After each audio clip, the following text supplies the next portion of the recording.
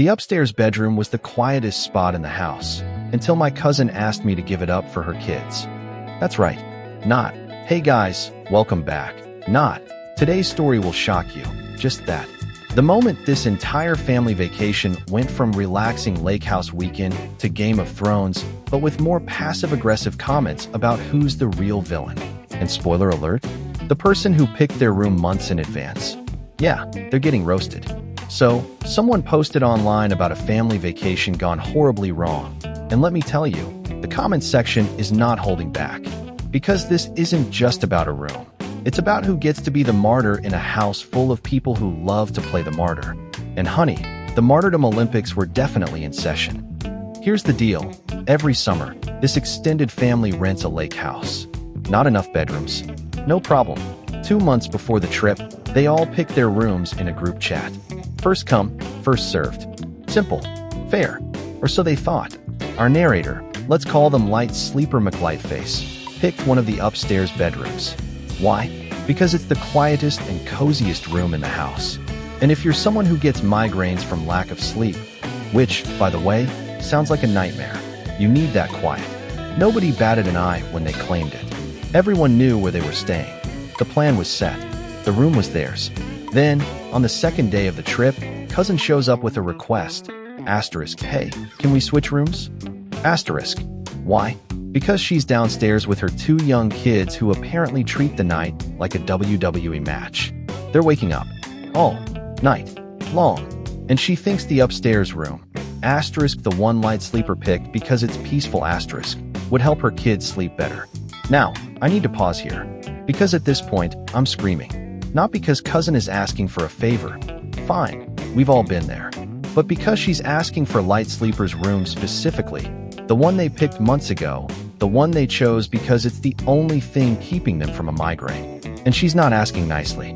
She's not saying, asterisk, "Hey, I know this is last minute, but would you mind?" Asterisk no.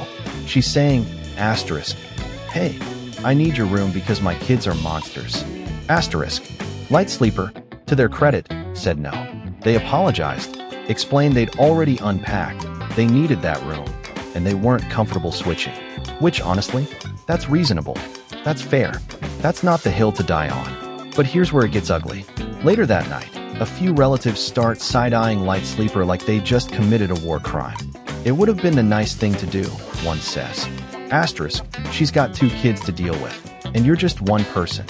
Asterisk, and then, oh, buckle up. Asterisk Annie asterisk chimes in with the classic asterisk. People without children should be more willing to make sacrifices during family vacations. Asterisk. Excuse me? Let's unpack that gem. Because it's not just rude, it's insulting. It's implying that because Light Sleeper doesn't have kids, they're obligated to suffer so that parents can get a break. It's the "you don't have kids, so you don't get to complain" argument, which, newsflash, is not how family dynamics work. Unless you're in a cult where the childless are the designated punching bags, this is not a valid take. But Light Sleeper didn't back down. They kept their room. And from that moment on, the vibes in that lake house were colder than the lake water in October. Cousin barely spoke to them. Relatives kept dropping sacrifices comments like it was their job. And parents? Oh, they were Team Light Sleeper, insisting that everyone picked their rooms fairly and that switching last minute was unreasonable. But here's the thing. Was it unreasonable? Or was it just uncomfortable? Because the real question isn't whether Light Sleeper should have switched rooms. The real question is, who gets to decide what's fair in a family vacation? Let's break it down. On one hand, Light Sleeper did pick their room first. They did have a legitimate reason for wanting it. They're a light sleeper who gets migraines. That's not petty.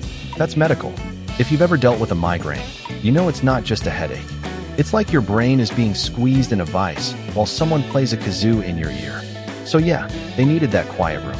But on the other hand, cousin's kids were waking up all night. And if you've ever parented a toddler, you know that's not a choice. It's survival. So is it really selfish to ask for a room swap when your kids are basically little sleep terrorists? And then there's the anti-comment. Asterisk, people without children should be more willing to make sacrifices. Asterisk goof. That's the kind of thing that makes me want to start a support group for the childless. Because let's be real, parenting is hard. but so is being the one person in the family who's always expected to give up their comfort. Where's the support group for the people who just want one weekend where they don't have to move their stuff because someone else's kids are being, well, kids? Now, I'm not saying Light Sleeper was wrong, but I'm also not saying they were right. Because this isn't just about a room. It's about expectations. It's about who gets to be the hero and who gets to be the villain in a house full of people who love to play both. And let's be real, family vacations are always a minefield. You've got the person who has to have the best room, the person who insists on cooking every meal, the person who brings their emotional support pet, looking at you, Uncle Dave's therapy iguana. And then there's the person who just wants to sleep without being woken up by a herd of toddlers. So, was Light Sleeper the asshole for not giving up their room? Or was Cousin the asshole for expecting them to? And what about Annie? Is she the real villain here, dropping truth bombs that no one asked for? Here's the thing, Light Sleeper did have a valid reason for wanting that room. But Cousin did have a valid reason for asking. And Auntie? Well, Annie can take a hike. But the real question is, should Light Sleeper have switched rooms to keep the peace? Because here's the thing about family. Sometimes, the peace isn't worth the cost. Sometimes, you have to stand your ground, even if it makes things awkward. Because if you don't, you'll spend the rest of your life being the person who always gives in. The person who always moves. The person who always sacrifices. And at some point, you've got to ask yourself, is this really a vacation if I'm not even getting to enjoy it? So, drop your verdict below. Was Light Sleeper right to keep their room? Or should they have switched to keep the peace? And most importantly, asterisk who's the real asshole here? Asterisk. Subscribe and hit the bell so you don't miss the next drama-filled family vacation disaster. Because trust me, there's always another one.